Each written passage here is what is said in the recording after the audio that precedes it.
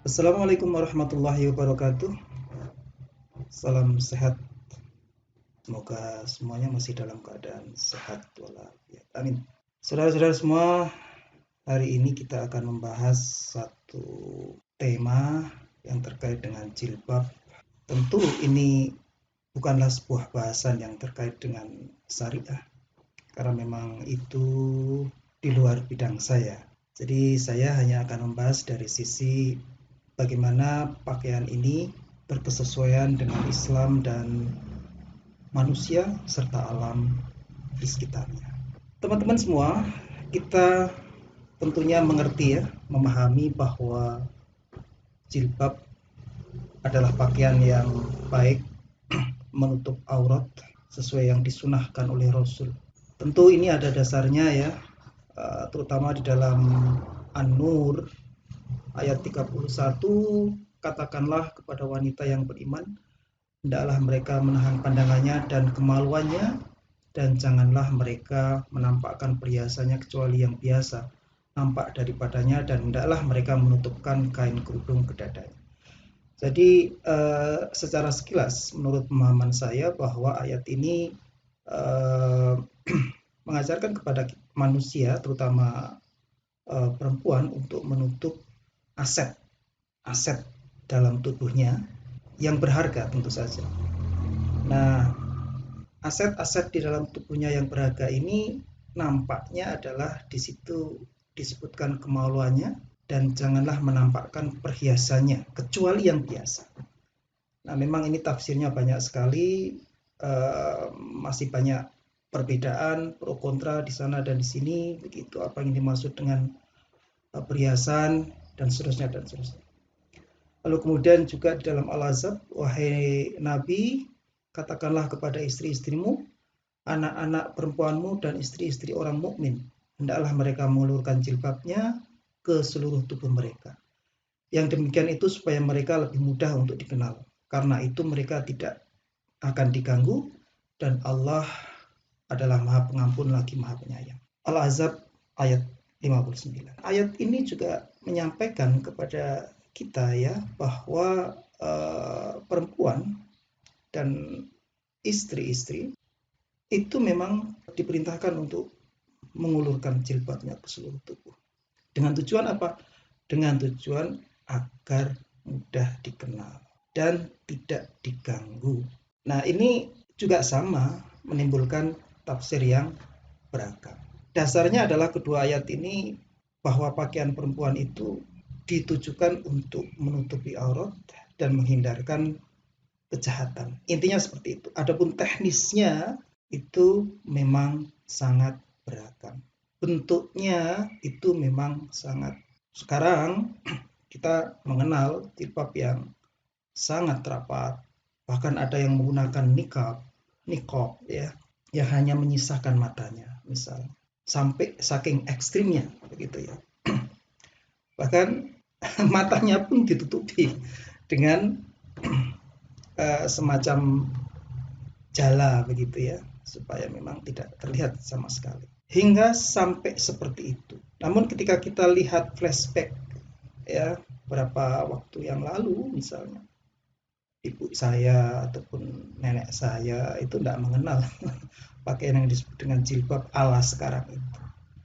Mereka banyak menggunakan kerudung begitu ya, karena kerudung yang dililitkan di kepala menutupi rambut itu sudah cukup. Jadi memang ini teknisnya beragam ya, bermacam-macam. Lalu kemudian pertanyaannya adalah apakah memang ya jilbab ini adalah ajaran Islam sepenuhnya atau berasal dari sumber Islam? Tentu saja tidak ya. Karena memang jilbab ini sudah ada sebelum Islam disiarkan oleh Muhammad SAW. Jadi zaman sebelumnya ini sudah mahfum untuk dipakai kaum perempuan. Bahkan gitu ya, parlemen Mesir salah seorang anggotanya dan kemudian disetujui oleh beberapa yang lain mengatakan bahwa niqab itu gitu ya, ini yang niqab ya, adalah bukan tradisi Arab tapi tradisi Yahudi. Dan masih banyak pendapat yang lain. Jadi silang pendapat ini sudah terbiasa kita dengar ya. Nah, lalu kemudian dalam konteks sosial Arab itu sendiri, selain dia bukan tradisi Islam, ternyata memang konteksnya adalah untuk membedakan perempuan merdeka dengan budak. Dalam konteks itu ya, bahwa Al-Azab 59 itu menurut beberapa pendapat adalah dalam konteks agar mereka mudah dikenal. Kemudian tentu penggunaan jilbab ini adalah untuk menjaga perempuan dari pandangan laki-laki. Nah, ini melindungi perempuan dari laki-laki yang lain yang tidak berhak dan seterusnya. Itu adalah konteks sosialnya ya. Lalu kemudian konteks alamnya. Ini juga tidak kalah menariknya ya, bahwa ternyata memang alam itu membuat manusia melindungi dirinya dengan pakaian. Kita tahu ya, kalau kita berada di kutub sana, maka pakaian orang Eskimo itu ya pakaian kulit yang tebal, berbulu itu. Mereka merasa nyaman di sana. Tapi ketika manusia tropis, seperti di Indonesia menggunakan pakaian tebal berbulu dari kulit binatang itu, kita semua bisa membayangkan akan seperti apa ketidaknyamanan yang terjadi di tubuh manusia yang menggunakannya. Nah, oleh karena itu, alam yang merupakan padang pasir dan matahari kering, ya, terik serta kering itu menuntut tubuh itu harus dilindungi dari pelindung secara keseluruhan. Karena bukan hanya terik matahari, tapi angin yang berembus itu pun panas dan kering. Sehingga agar terkesan nyaman, maka tubuh harus dilindungi seluruhnya, tertutup seluruhnya, menjaga agar tubuh itu tidak mengalami penguapan yang berlebihan. Maka kita bungkus badan kita. Nah, sering juga udara panas itu membawa debu dan seterusnya. Ya, sehingga kita juga perlu menutup muka. Maka suku-suku Baduin yang ada di Arab itu sangat identik dengan pakaian menutup muka, sampai muka gitu ya, bukan hanya sekedar tubuhnya. Karena memang kondisi alam yang seperti itu. Jadi terik panas, angin yang kering, kita tidak akan berkeringat di sana karena memang tidak ada kelembapan, bahkan kelembapan itulah yang akan dijaga. Nah, lalu kemudian ini menjadi menarik, mengapa lalu kemudian pakaian orang-orang Arab, terutama ya Arab yang di Semenanjung, bukan Arab yang ada di Afrika Utara seperti Mesir, Aljazair dan seterusnya, itu kebanyakan menggunakan warna hitam. Ya, tentu ini kembali lagi ke tradisi. Karena memang laki-laki menggunakan putih, tetapi perempuan menggunakan hitam.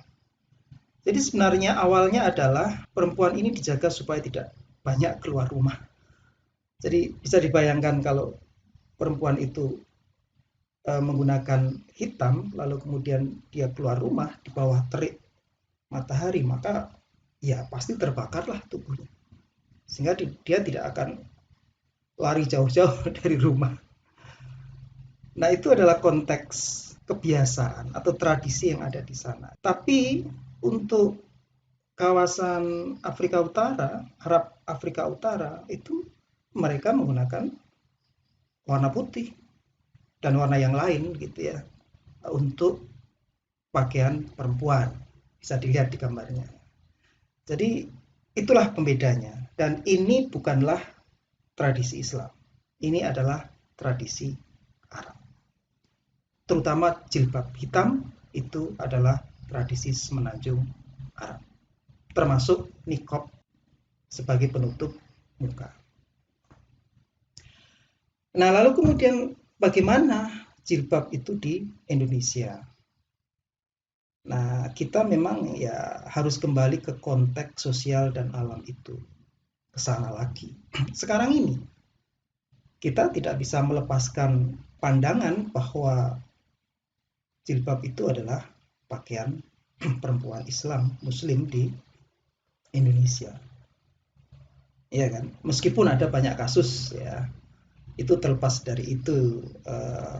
Kenapa menggunakan jilbab kok mencuri, kok ini, kok itu dan seterusnya. Itu kasus-kasus.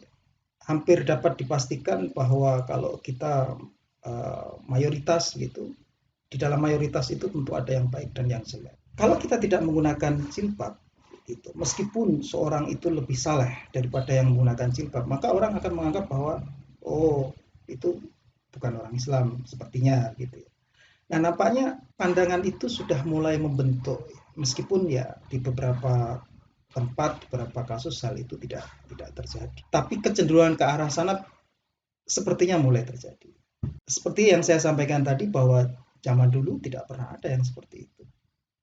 Menggunakan kerudung itu sudah cukup misal. Karena esensi dari menutupi, kalau memang rambut itu dianggap sebagai aurat, maka itu sebenarnya sudah bisa ditutupi. Nah, oleh karena itu, konteks sosial di Indonesia ini memang semakin menarik dan cukup berkembang. Bagaimana hubungannya dengan tropis alam kita, ya, yang lembab, yang gerah, yang panas? Mungkin sebagian teman-teman harus menyadari bahwa salah satu penyebab ketidaknyamanan kita di alam tropis ini kan sebenarnya bukan temperatur ya, bukan panas, tetapi adalah kelembapan. Apa itu kelembapan? Kelembapan adalah kadar air yang terkandung di dalam udara. Udara yang banyak mengandung uap air inilah mencegah keringat kita itu menguap, sehingga keringat kita menetes pada akhirnya. Nah, keringat yang menetes dan tidak mudah menguap itulah yang menyebabkan kita gerah. Nah, jalan untuk mencapai kenyamanan tentu saja kita harus mengambil sesuatu untuk melakukan pergerakan udara yang disebut dengan ventilasi. Pergerakan udara inilah yang membuat kita merasa nyaman. Sama dengan bangunan-bangunan di daerah tropis di Jawa. Kita mengenal bangunan joglo ya, yang tanpa dinding secara tradisional. Itu membuat kita nyaman berada di situ karena memang ventilasi bergerak dengan leluasa.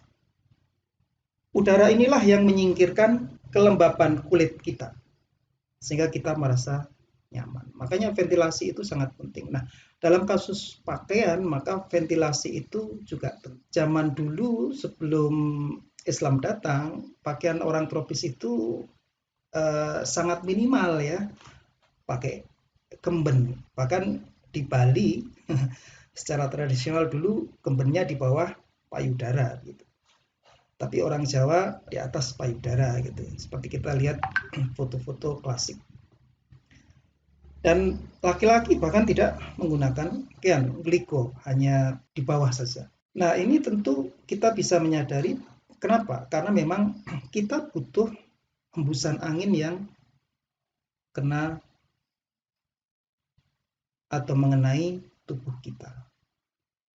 Nah, inilah kuncinya. Nah, sekarang kalau dihadapkan dengan pakaian Islam yang kita sebut dengan jilbab, maka ya kita harus pandai-pandai menggunakan jilbab itu dengan bahan yang bukan transparan tetapi tembus udara. Inilah yang perlu kita rekayasa ya. Karena kalau tidak seperti itu, Anda menggunakan abaya Arab, otomatis Anda akan terserang penyakit kulit.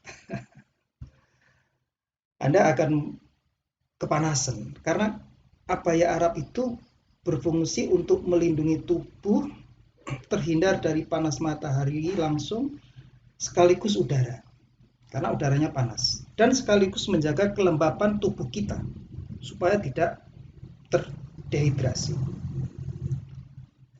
Kebalikan dengan pakaian kita karena kita sudah cukup lembab nih, harus dilepaskan kelembapan kita, maka kita mengundang udara luar agar mengembuskan udara melalui tubuh kita. Sangat berkebalikan. Muslim, orang Islam, diperintahkan untuk mempelajari alam dan sekitarnya melalui Iqra, Bismillahirrahmanirrahim, khalaq dan seterusnya. Maka akan sangat lucu kalau kita hanya mengcopy paste ya pakaian Arab yang kita gunakan di Indonesia. Artinya kita tidak bisa berpikir. Nah, supaya kita dianggap tidak mampu berpikir seperti itu, ya marilah kita tengok sekali lagi ya, bahwa tidak semua adat istiadat Arab itu otomatis Islam, dan juga tidak semua adat istiadat Jawa misalnya itu bukan Islam. Jadi kalau kita melihat lalu kemudian pakaian Jawa, karena sebagai produk culture tentu saja pakaian itu selalu berkembang ya. Tetapi copy paste dari tempat yang tidak sesuai dengan kondisi sosial dan alam, maka itu tidak sebuah tindakan yang bijaksana. Kurang lebihnya demikian. Mohon maaf atas segala kesalahan dan kekhilafan. Wabillahi taufiq wal hidayah. Wassalamualaikum warahmatullahi wabarakatuh.